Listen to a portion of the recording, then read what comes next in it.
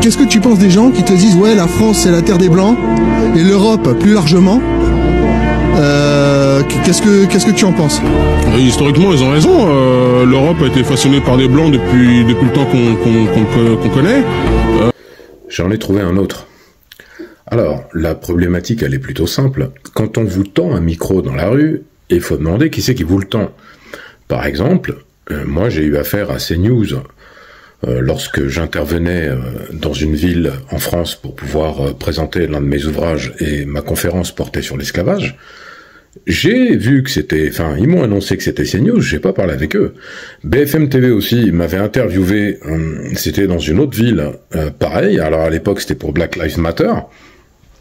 Là aussi, j'ai demandé quel média c'était, on m'a dit BFM TV, j'ai pas donné suite. Enfin bref, ce que je veux dire, c'est que quand vous voulez parler au nom d'une communauté, réfléchissez bien à ce que vous dites, parce que, pourquoi je dis ça? Cet homme, malheureusement, n'a peut-être pas compris à qui il avait affaire. Cette vidéo, je l'ai trouvée sur un compte dit de patriotes. Ils se la font tourner entre eux, en disant, lui, il a tout compris. Voilà, c'est un bon noir, il est docile et il comprend. Donc on va écouter ses propos, mais déjà, on peut faire un commentaire. Dire que la France est le pays des Blancs, façonné par les Blancs, est-ce que c'est une réalité historique? Intéressons-nous 2 secondes, ou peut-être même un peu plus, à la fondation de la France.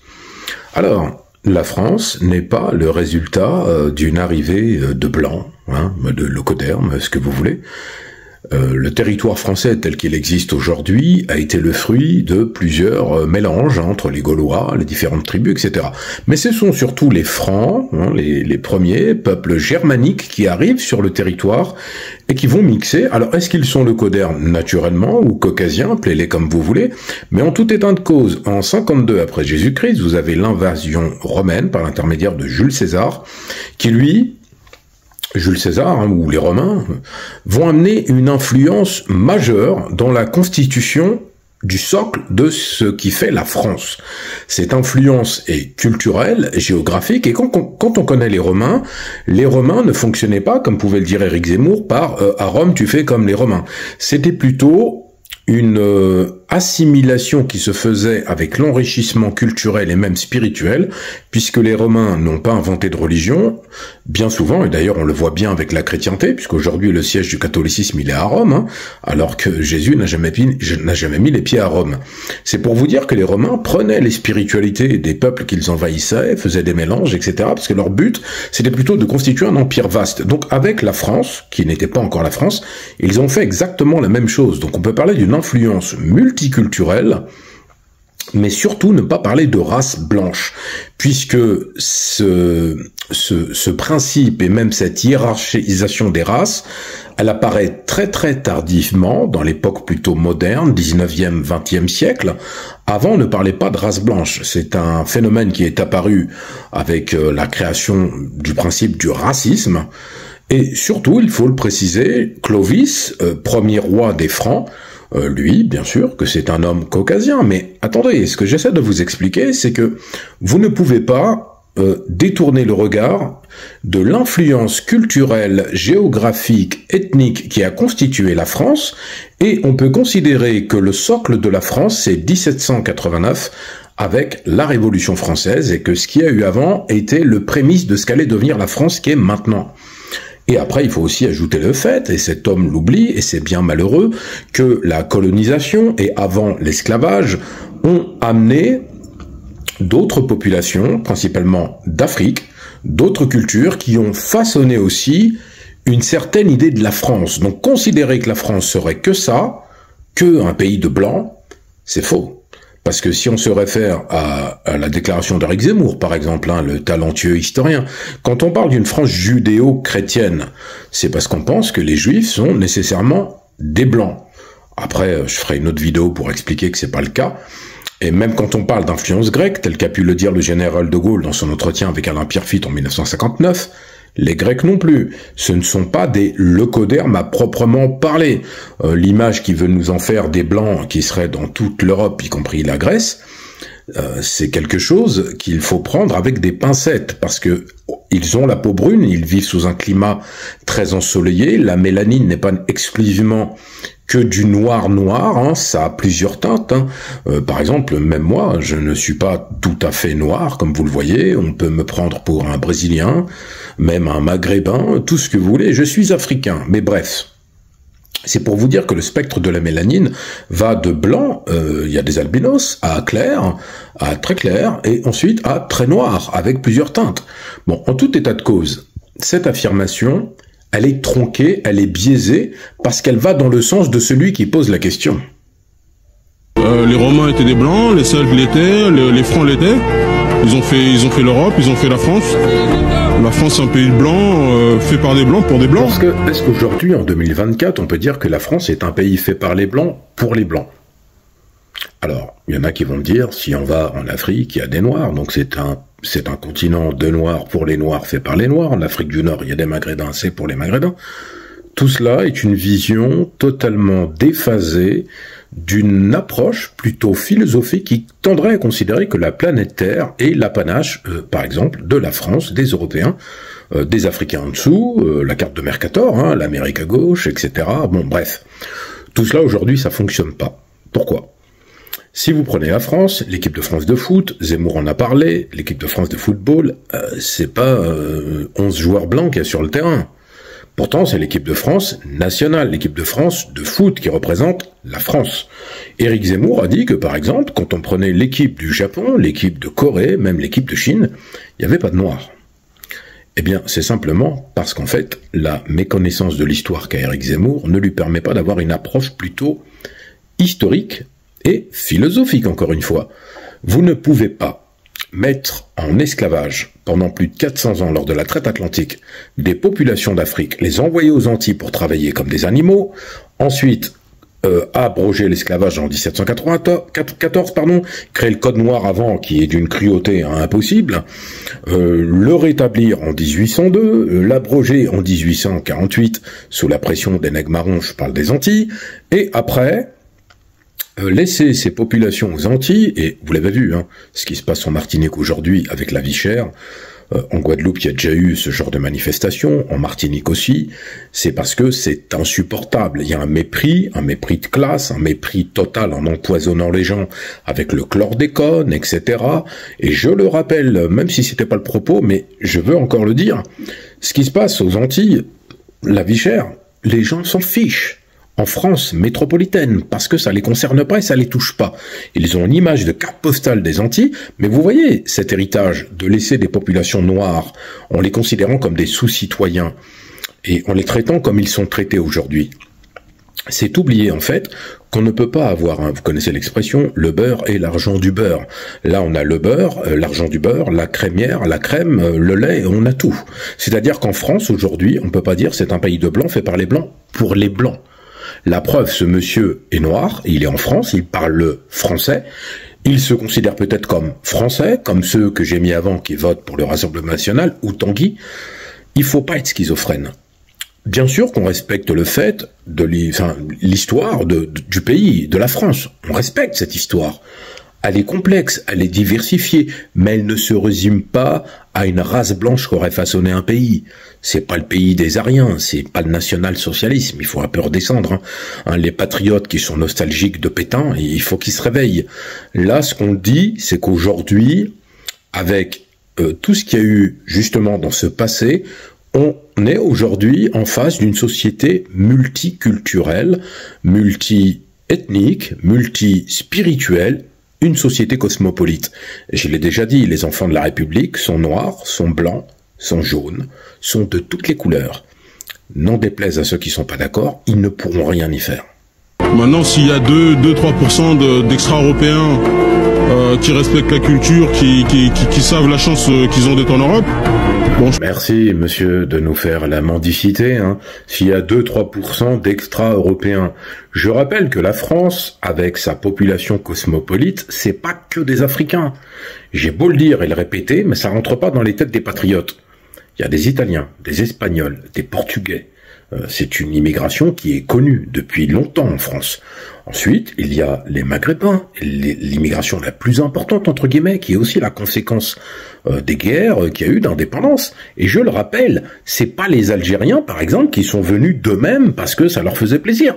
La France avait besoin de ces Algériens pour construire leurs routes, pour construire leurs infrastructures, et après, ils pensaient qu'ils allaient les renvoyer. Je veux dire, ils ont eu des enfants. Première, deuxième génération, troisième génération, on en est même à la quatrième génération. Donc aujourd'hui, considérer que la France est un pays avec, comme il le dit là, les 2-3% qui ne réalisent pas la chance qu'ils ont d'être en Europe.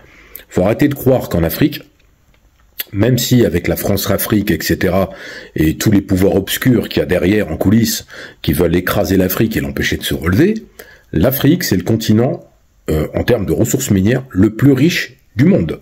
C'est plus riche que l'Arabie Saoudite et consorts, c'est plus riche que tout le monde. Il y a tout. En Afrique, il y a tout. Allez écouter les vidéos du frère Kalala Omotunde, paix à son âme, il le dit encore mieux que moi. Et au-delà de ça, l'Afrique est aussi le continent avec la population la plus jeune. Voilà, donc qu'est-ce que ça veut dire? Ça veut dire que l'Afrique est en train de reprendre son destin en main.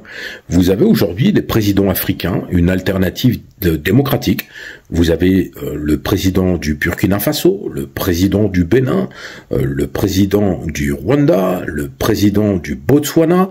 Et attention, je ne juge pas le président, par exemple, du Rwanda, parce que vous allez me dire Paul Kagame, génocide, etc. On remet pas ça en cause. On dit simplement... et puis pareil pour ce qui se passe au Congo actuellement, en RDC, avec les milices. Ce que je veux juste dire, c'est que je le cite lui dedans, c'est parce que le Rwanda, après le drame et le génocide de 1994, ils ont quand même réussi à remonter la pente avec une modernisation des infrastructures. Vous avez la même chose au Bénin avec l'arrivée du président Talon, qui en 2016, lorsqu'il est arrivé au pouvoir, a vraiment impulsé une politique d'action gouvernementale. Pour ceux qui connaissent le Bénin, moi j'y étais allé avant et j'y suis allé après. Je peux vous dire que le changement, il est radical. Il y a plus de routes, il y a plus d'infrastructures. Maintenant, c'est un processus qui est long, mais il a engagé des réformes et il faut le féliciter. Le président Traoré au Burkina Faso, c'est la même chose. Il a su, pareil au Mali, pareil au Niger, ils ont coupé le cordon de la France-Afrique, mais surtout, ils essayent d'apporter une nouvelle dynamique. Au Botswana, dont on ne parle pas souvent parce que c'est pas francophone, sachez aussi qu'il y a eu un essor en termes d'économie d'infrastructure. Voyez ce qui s'est passé au Gabon. Enfin, vous voyez, l'Afrique est dans une espèce de renouveau, je ne dirais pas démocratique, je dirais idéologique, avec la conscience que l'avenir, il est en Afrique, il n'est pas en Europe. Maintenant, venir en Europe pour vivre dans le froid, vivre dans la misère et ne pas avoir d'emploi, ou alors se faire insulter du matin au soir, et se voir aussi contrôlé par la police, ne pas pouvoir accéder à un emploi et à un logement parce qu'on est discriminé, parce qu'on est noir, par exemple, mais on n'a pas besoin de venir en Europe. Après, les patriotes vont venir commenter, là. Ouais, retournez chez vous. Non, mais ceux qui sont nés en France, ils vont y rester, hein, s'ils ont envie d'y rester. Mais par contre, ceux qui sont en Afrique vont développer l'Afrique, et on a besoin aussi d'une diaspora qui va en Afrique, qui investit, qui développe. Et l'Europe n'est plus ce paradis, n'est plus cet Eldorado où on a envie d'émigrer. Il y a des pays comme le Canada qui sont bien plus accueillants et qui ont une autre politique. Même d'autres pays en Europe comme la Suisse, par exemple. Mais la France, c'est vraiment le mauvais élève à bien des égards. Bon, je pense pas que ce sera un problème. Le souci, c'est que là, on a des dizaines de milliers, quoi. C'est ça le souci. Donc, lui, par exemple, faut le rémigrer, lui, par exemple. Et je pourrais le faire moi-même, y a pas de problème. Si on rémigre tout le monde, y compris les mecs qui ont 17 condamnations judiciaires à 10 ans, des petits Algériens, etc. Si on rémigre tout le monde, et qu'on laisse un pays, la France, à 100% blanc, moi je me sacrifie, y a pas de problème, pour que la France redevienne la France, y a pas de souci là-dessus.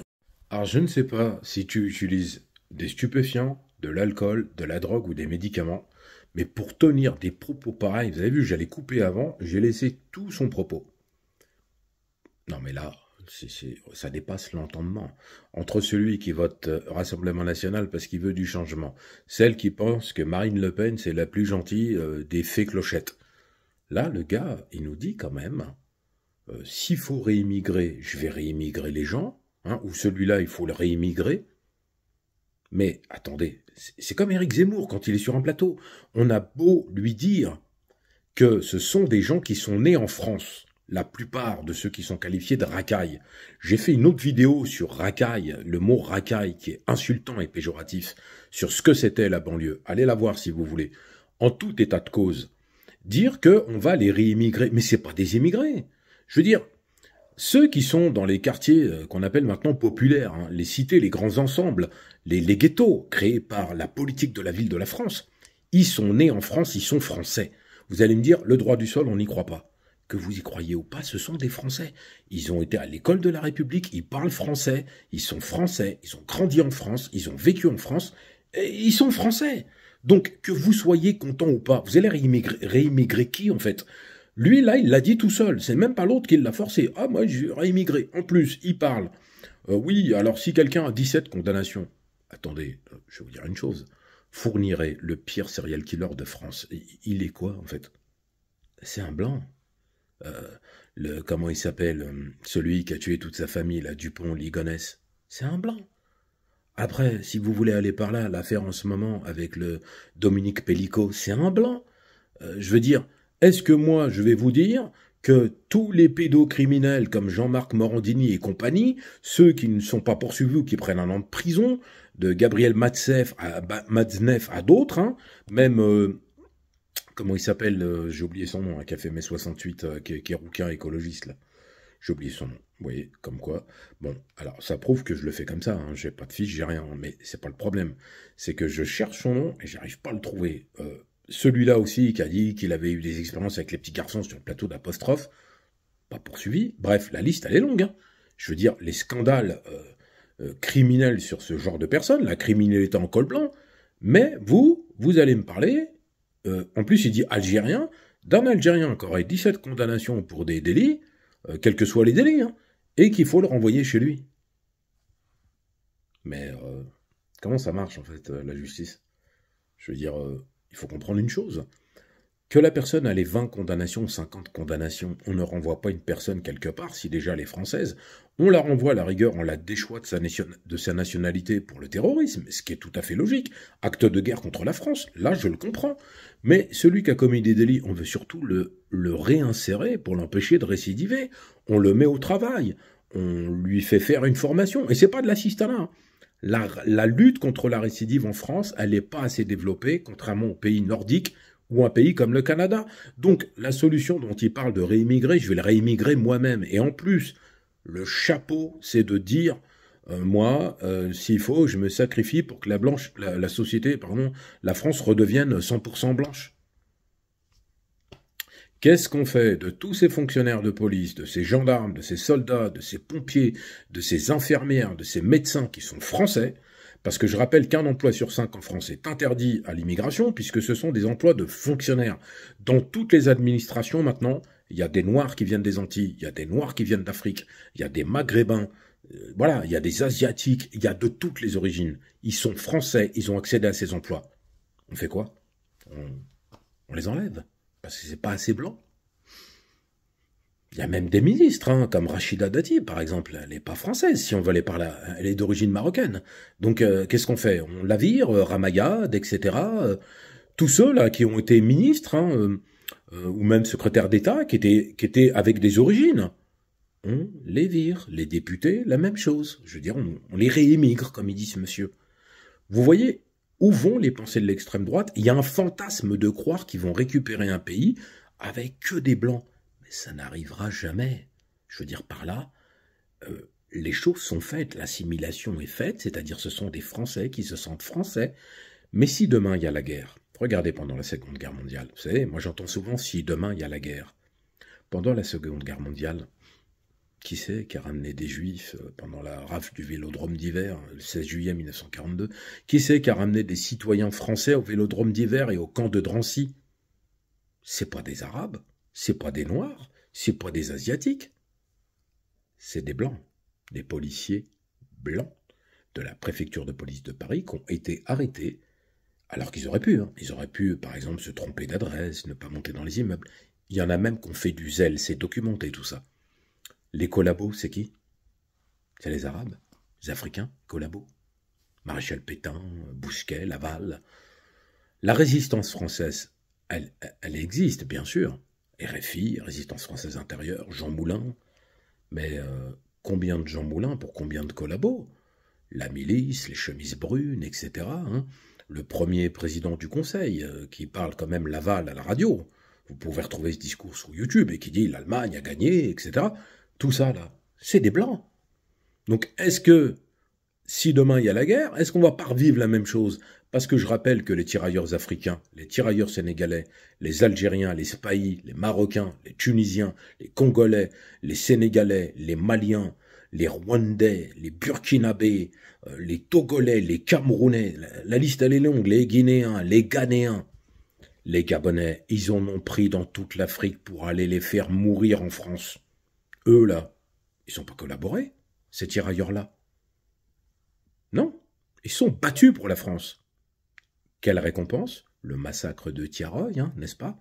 Si vous ne le connaissez pas, allez voir, parce que j'ai déjà mis des vidéos sur ma chaîne là-dessus. Vous pouvez la regarder, c'est plus bas. Le massacre de Tiaroy en est l'exemple le plus frappant. Utiliser le noir comme un esclave, ou l'africain, ou le maghrébin, et après dire « Ah ben, rentre chez toi, mon gaillard ». Eh ben non. L'histoire, c'est important. Apprendre son histoire est un acte de résistance. C'est comme cela qu'on fera taire ce genre d'individus.